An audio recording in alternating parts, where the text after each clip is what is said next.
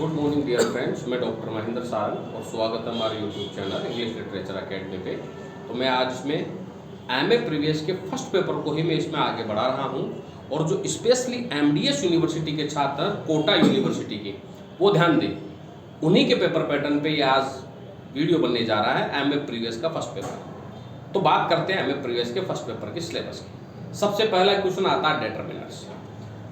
Sir कैसे learn करूँगे? Determiners जो आप चाहेंगे उनमें आप few, a few, the few, little, a little, the little और सम और एनी और मैनी और मच, इनसे रिलेटेड आप एग्जाम्पल देखें और रूल्स देखें, आप यही लर्न करें। फिर आते हैं टेंस पे।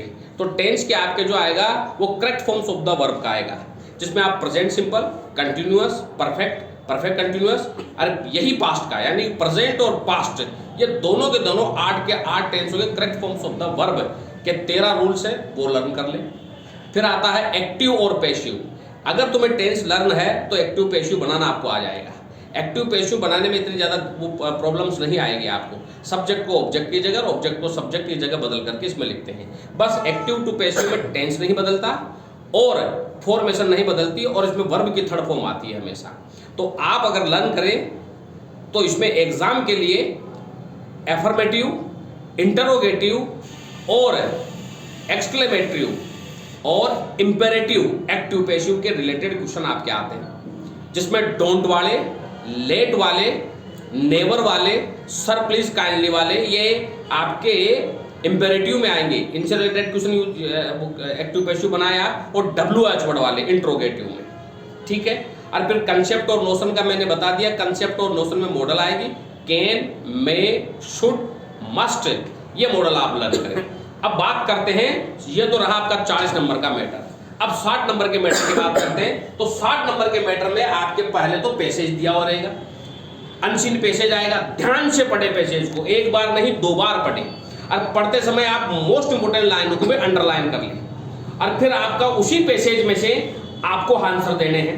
आंसर लाइन टू लाइन मिला के न देंगे आप पहले पढ़ें और फिर अपनी थ्योरी में उसे लिखें, ठीक है। और प्रीसीज राइटिंग भी इसी का एक भाग है। आपके प्रीसीज राइटिंग आएगी जिसमें 15 नंबर का आपके पैसेज आएगा और 5 नंबर के आपकी प्रीसाइज आएगी, जिसमें आपको क्या करना है, पैसेज को अगर आपने ध्यान से पढ़ लिया, समझ लिया, तो आप प्रीसाइज राइटिंग आप कर सकते हैं। तो सबसे पहले आप इसमें टाइटल लिखेंगे और टाइटल लिखने के बाद में फिर आप लाइन टू लाइन मिलाकर पैसेज में से लाइनें छांट के नहीं लिखनी है। आपने जो समझा और जो मेन इंपोर्टेंट लाइनों को अंडरलाइन किया है उनके सेंटेंस जैसे बना के लिखिए कि जो बात वो उस पैसेज में कहना चाहता है आप उसमें गागर में सागर भरने का काम कर दें। यानी कि आप उसे अपनी लैंग्वेज में लिखिए, सेंटेंस को रिपीट ना करें, शुद्ध और नीट एंड क्लियर सेंटेंस बनाएं आप जो उस पैसेज से मिलता जुलता हुआ।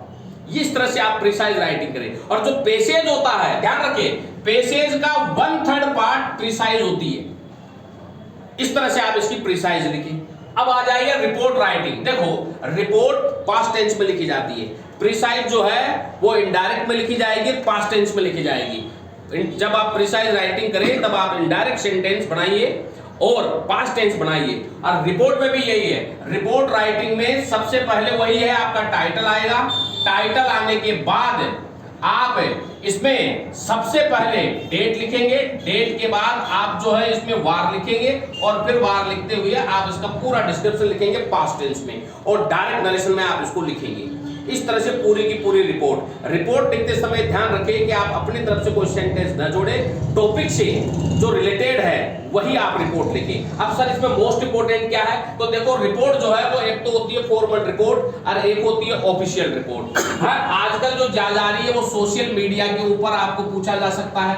अगर मैं बात मोस्ट इंपोर्टेंट पे यूज करूं, और यूज ऑफ मोबाइल फोन के बारे में आ सकता है। आपके वुमेन एम्पावरमेंट पे आपको रिपोर्ट लिखवाया जा सकता है, इलेक्शन पे आपको रिपोर्ट लिखवाया जा सकता है। ये सारे इंपॉर्टेंट रिपोर्ट्स हैं। अब चलते हैं लेटर राइटिंग पे। तो तुम्हारे फॉर्मल है, इनफॉर्मल है और बिजनेस है। देखो मैंने लिखा है, फॉर्मल लेटर जो रहता है वो अपने परिचितों को लिखा जाता है, ठीक है कि नहीं है? जैसे हमारे मित्र वगैरह ये रह गए, उनको लिखा जाता है। तो जब आप फॉर्मल लेटर लिखे तो सबसे पहले स्वयं का पता, इस तरह से देखो, कोमा यहाँ पे लगाना है जहां आप रहते हैं, उसके बाद फिर कोमा, सांगानेर जयपुर, जयपुर के बाद फुल स्टॉप और कहीं नहीं आएगा, शिफ्ट के बाद में आएगा। फिर डेट लिखिए आप 22 जुलाई 2024, फिर फुल स्टॉप। और अगर परिचित को लिख रहे हैं अपने मित्र को, तो क्या लिखोगे, my dear, sorry formal letter जो लिखा जाता है अपने खुद के सगे संबंधियों को, रिश्तेदार को लिखा जाता है, तो आप क्या लिखोगे, माय डियर ब्रदर, अपने ब्रदर का नाम लिख दो राहुल, मैंने राहुल लिखा है। फिर इसके बाद में मैसेज, और लास्ट में योवर लविंग या योवर्स लविंग या योवर्स अफेक्शनेटली, ये आएगा आपके फॉर्मल लेटर में। तो सबसे पहले फॉर्मल लेटर में स्वयं का पता, फिर दूसरे पे डेट, और तीसरे पे my dear brother, my dear mother, my dear sister, जो भी है जो, चौथे पे मैसेज आ जाएगा, पांचवें में योवर्स लविंग या योवर्स अफेक्शनेटली। इनफॉर्मल लेटर जो है वो अपने मित्रों को इनको लिखा जाता है, जिसमें वही बात आएगी, स्वयं का पता पहले, दूसरे पे डेट, तीसरे पे आपका मित्र का नाम है मोहन, तो आप क्या लिखोगे, माय डियर फ्रेंड मोहन। फिर इसके बाद में मैसेज, और जब मित्र को लिखोगे तो योवर सिंसियरली आएगा। फॉर्मल लेटर में योवर अफेक्शनेटली और योवर सिंसियरली आता है। बिजनेस लेटर जब लिखेंगे तो वही है, सबसे पहले स्वयं की कंपनी का नाम आएगा, जैसे मैंने लिखा मेहता बुक एंड कंपनी, फिर अपनी कंपनी का जो है कहां पर स्थित है उसका पूरा एड्रेस, जैसे कि मैंने लिखा 12 के बाद में coma, Pratap Nagar, Sanganer, Jaipur, full stop. फिर यहाँ पे फोन नंबर लिखोगे, फिर डेट लिखोगे, जैसे मैंने यहाँ डेट लिखी थी, डेट के बाद में यहाँ पर इसकी शुरुआत सर, मैडम या मैनेजर से करेंगे, फिर इसके बाद में मैसेज लिखेंगे, और बिजनेस लेटर में योवर सिंसियरली आएगा, और फिर आपका नाम, और सबसे नीचे फिर आपकी कंपनी का नाम। इस तरह से आप फॉर्मल, इनफॉर्मल और बिजनेस ठीक है। फिर आता है नोटिस राइटिंग। तो नोटिस राइटिंग जब आप लिखेंगे तो सबसे पहले ये यहाँ पे टाइटल का नाम आएगा, कि आपका टाइटल, जैसे कि आप स्कूल से हैं तो आपके स्कूल का नाम कैपिटल अक्षरों में, फिर टाइटल के बाद में यहाँ पे डेट आएगी, डेट के बाद में आप यहाँ पर नोटिस की स्पेलिंग लिखते हुए, भाई नोटिस किस पे लिख रहे हैं आप, वो इंफॉर्मेशन दे रहे हो तो यहाँ पे कैपिटल अक्षरों में इंफॉर्मेशन आ जाएगी। यहाँ पे खोया पाया है तो लॉस्ट एंड फाइंड आ जाएगा। एग्जाम के बारे में आ रहे हो तो आप एनुअल एग्जाम लिख दीजिए। फिर इसके बाद में यहाँ पर पूरा का पूरा मैसेज लिखा जाएगा।